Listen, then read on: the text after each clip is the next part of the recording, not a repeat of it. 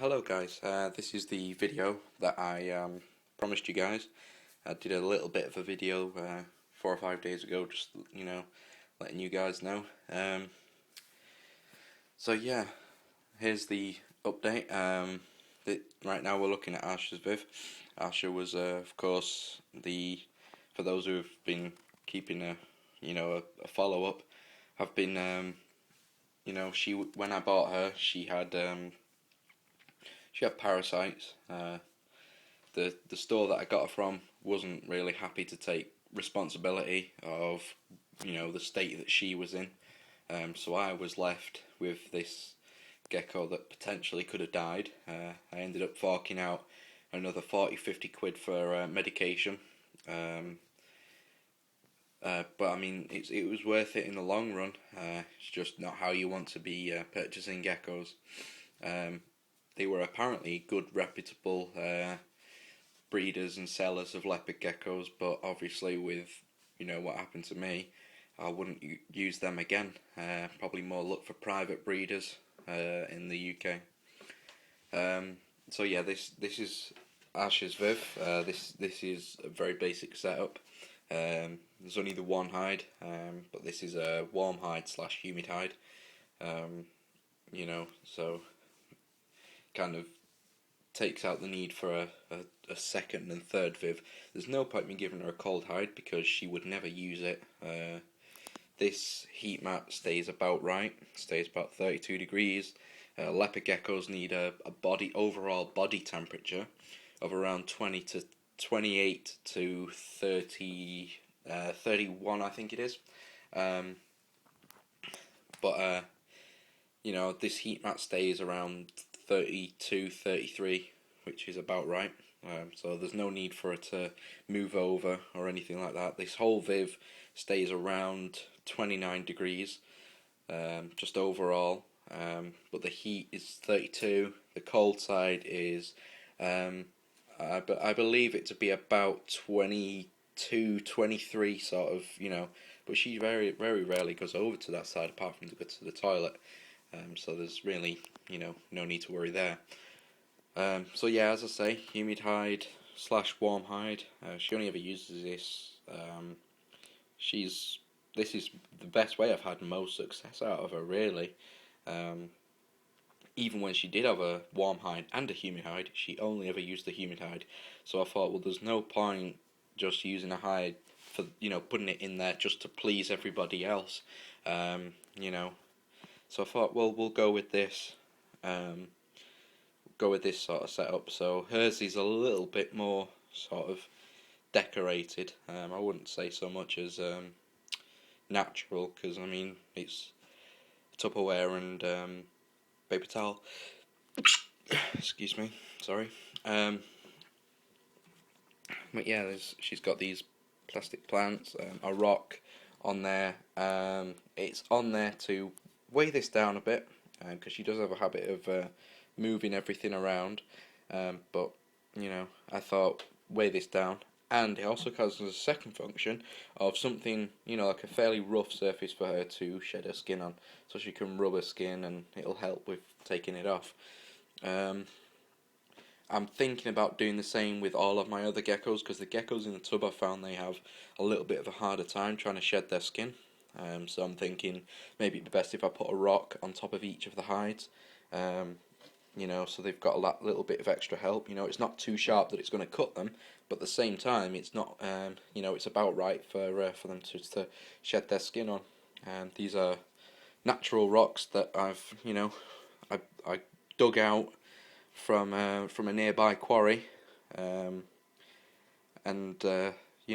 poured several panfuls of boiling hot water over them to, of course, remove any germs or bacteria, that sort of thing. So yeah, it's just a little thing that I'm using and thinking about putting into the other tubs. Now I'll get on to showing you Asha. I'm going to try not to go on a bit too much. If the video cuts out at any point, I'm sorry, and I will and I'll do a part 2. So So yeah, just letting you guys know, just in case it cuts out. So yeah, this is Arsha. She's my Bell Albino. She currently weighs 55 grams. She's quite small for a 55-gram female, but she's looking great and doing great. She can be a little bit skittish, and she doesn't like being out too much. She prefers just to be in her um, in her viv and just likes to be left alone. Really, she's not one for being handled so much. But yeah, she's doing okay. Never seems to have too many problems with her. Not now, anyways. I've got her to a better standard. I'm gonna drop her here. But as you can see, she's a absolutely beautiful female. She'll go really, really well with my Blizzard. And don't worry, he doesn't have any Tramper genes in him. He's just your average Blizzard with no albino. Even if he did have albino traits, he wouldn't be a Blizzard. He would then be a Blazing Blizzard. But yeah, let's Arsha just quickly assemble this back together.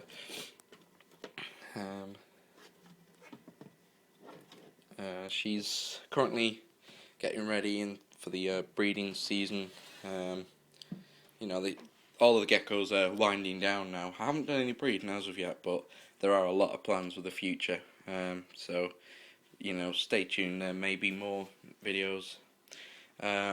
Just while we're here as well, this is my little sort of notebook, and I keep down all of the geckos' weights and on what day I weighed them, so I can keep an overall idea of their progress.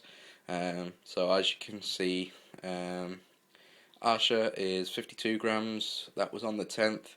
I weighed her the other day just as a check precaution thing, and she was 55. So she's put on weight in sort of 3 days, really, which is pretty remarkable. I use this digital scale.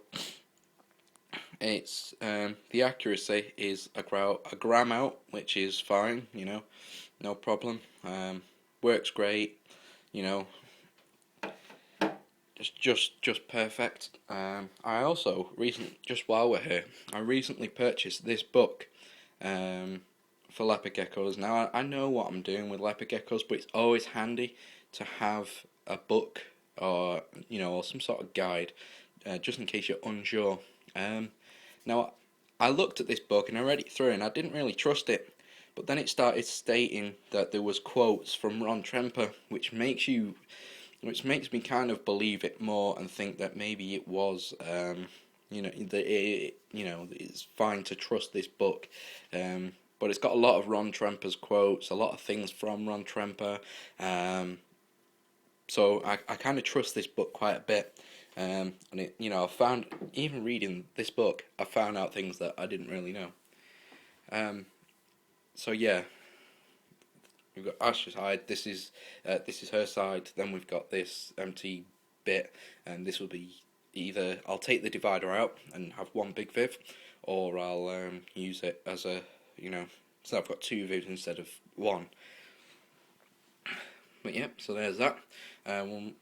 Also, while we're up here, as I use for calcium and multivitamins, I use this Vionate.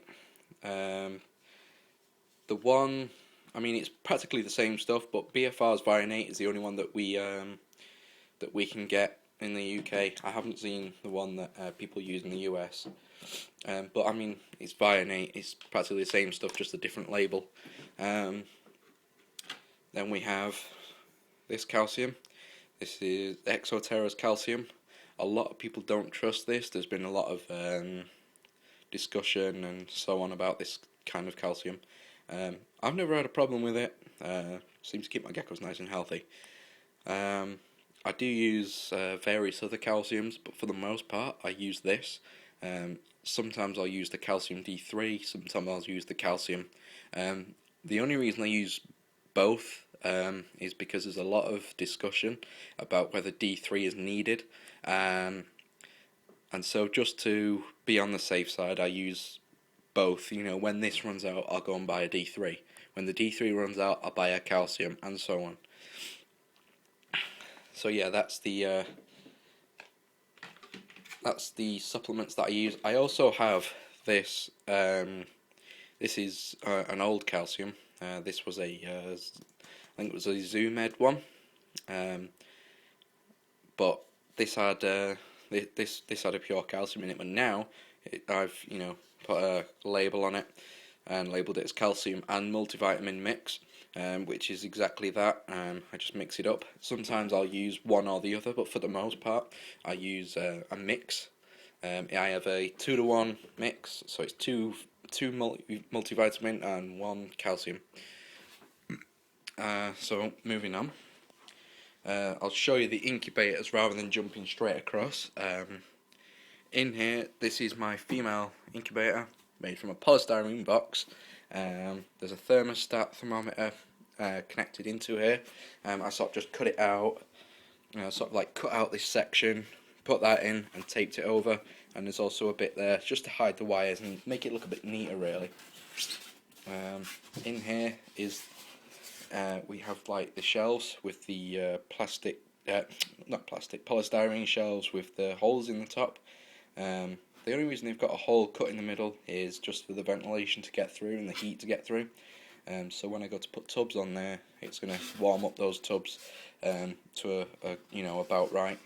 There's a tub in there right now with the probe connected in. Trying to just test temperatures, make sure it's working. I only assembled it properly the other day when I got my new thermostat, which I'll show you later. So that's going to be a bit more of a more accurate incubator, I think, for females, which is what I need.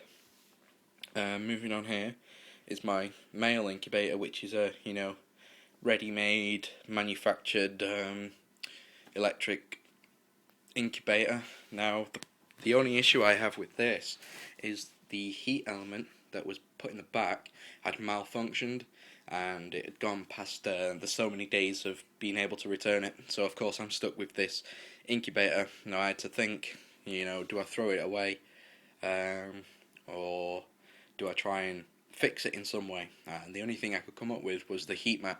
Now I've placed the heat mat just in the top. I'll try and show you, but it's a good accurate incubator. It keeps the heat at around 31-32 degrees, which is what we need for males.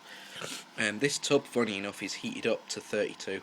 The humidity I tested it 3 days ago. The humidity is 80%, and it's heated up to 32 degrees, so it's perfect for males. Now I don't know if you can see this, but at the top there is a heat mat. It's only a small heat mat, but with the fan and the heat at the top, it circulates the heat and keeps this incubator at around 32 degrees, which is just what I'm after.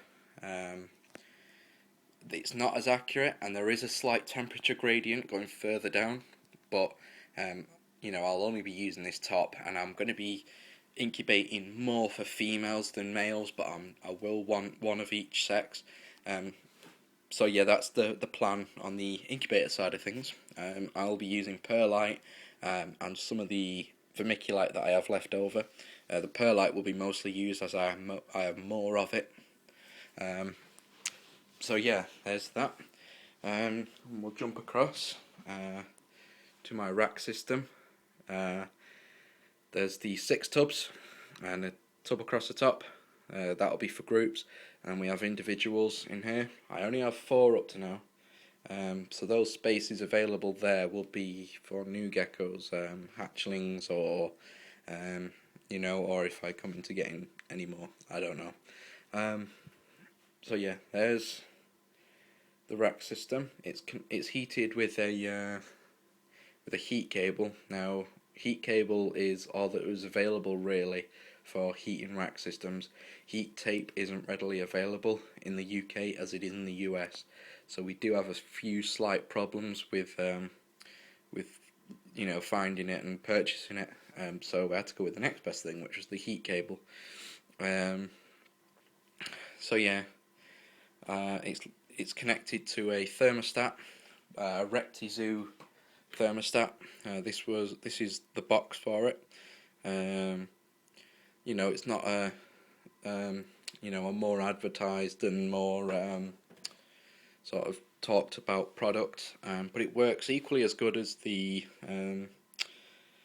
Habistat thermostat. Works equally as good. It's practically the same sort of thing, really. There's the unit. I don't have any problems with it. It shuts off and turns on when it gets to the right temperature. It's currently at 33 degrees, which is about right for geckos. It's a simple dial. You turn it, connect it into your heating thing, whether that be a heat mat or heat cable or whatever you're using. Now I have the probe for that particular thermostat is up in this tub, and it's just in that top corner there. Heats this tub to about 32 degrees on the hot side, and then it does the same for all of the other tubs. Now I know that the bottom is about the same because I have this thermometer. It's actually a thermometer hygrometer, so we have 56% humidity and 31.4 degrees centigrade,